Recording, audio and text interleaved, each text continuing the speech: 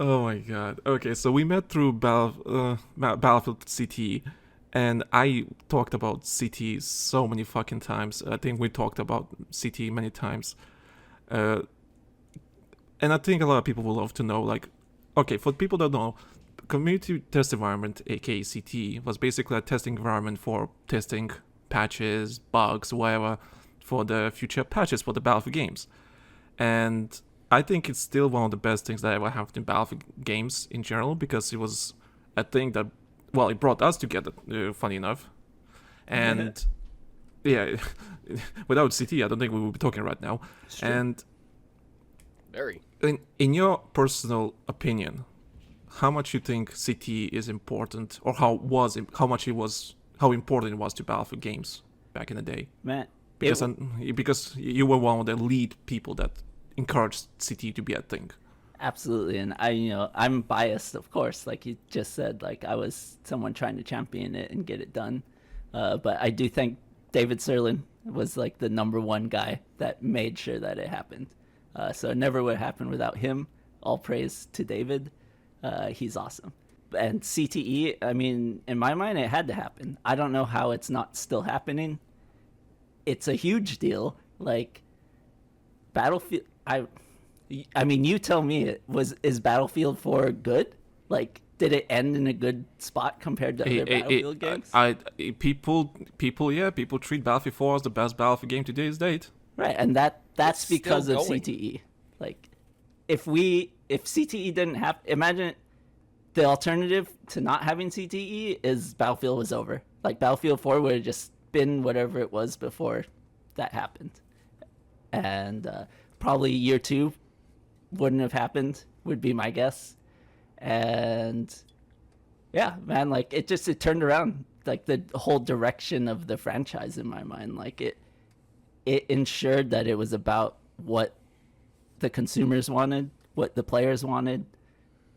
There's no reason not to connect with the people that care so much about the game and to interact with them and to I don't want to say the word use them, but like use them like Free labor, volunteering.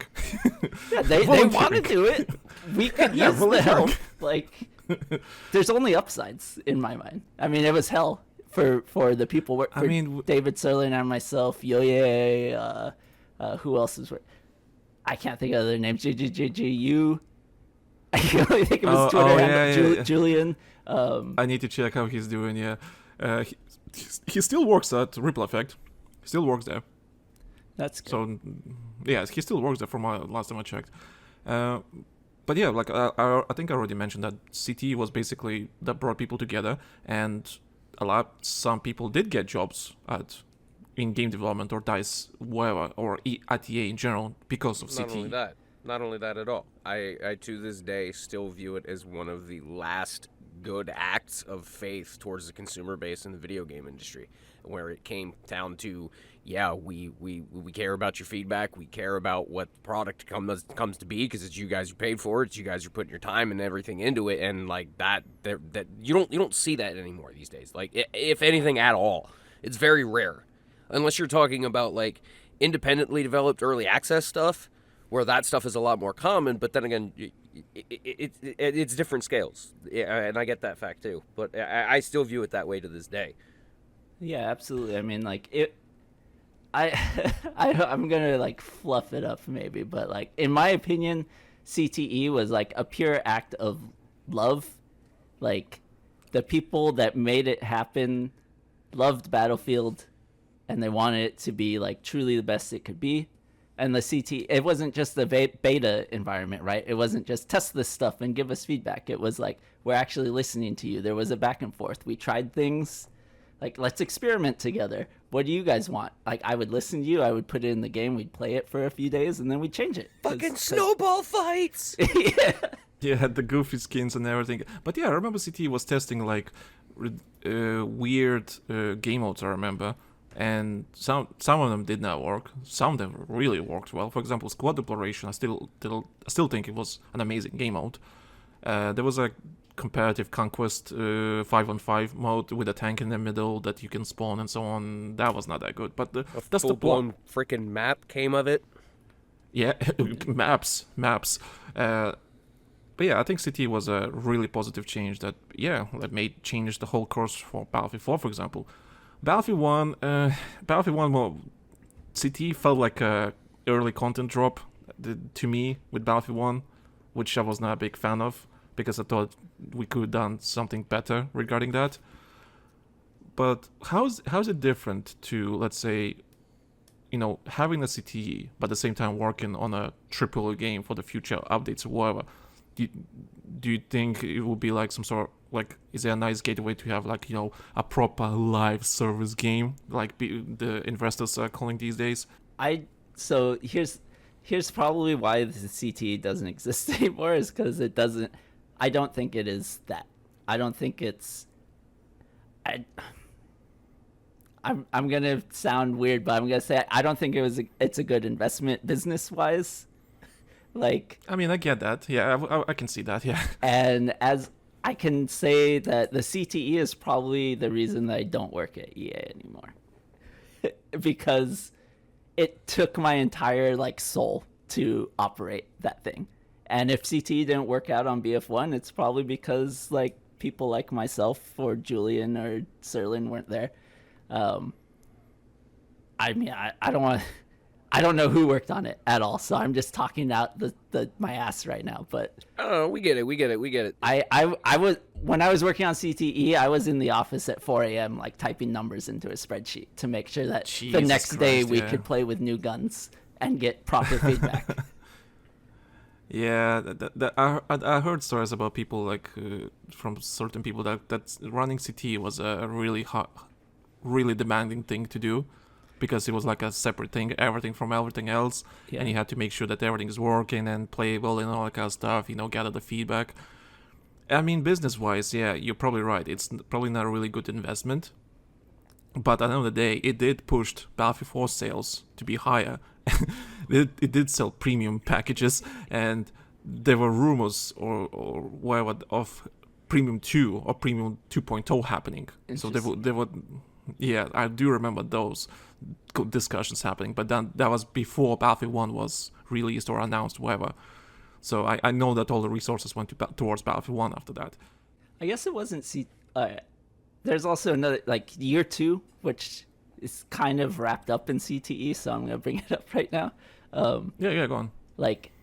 The entirety of Year 2, I had a full-time job that wasn't Year 2.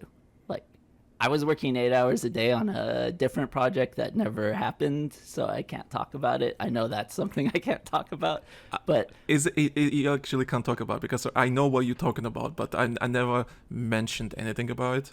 Okay, it's all right. That's sad because I would love to know details about it. I really would love to know details about it. That's probably the only thing I'm nervous talking about because it was a pretty big deal that never happened. So I won't talk about it too much. But I worked on that 8 hours a day. Plus Year 2, which was more than 8 hours a day. So, 18 plus hours a day to make Year 2 happen. It was a big project. Yeah, it was a big project. For example, because we talked about CT, how you think handling player feedback was different from just reading the forums, what's happening on retail, for example? Is it any difference, handling the feedback or from player base? Would you take the CT players' feedback more often than, let's say, the normal player that you found in the forums or in the game? Right. Was there any difference how you took feedback and applied that feedback to the game? So for me personally, I'd get a vibe from the forums and stuff, but I did seek out individuals, right? As Ray kind of hinted at, we got some people hired, right? Those people that started working for DICE, those were the people that I was seeking out more concise feedback from, I guess. I definitely take the vibe from everybody. Everybody mattered all the time, and I'd have to push back against some of the more dedicated community members, I'd call them, for the good of the whole.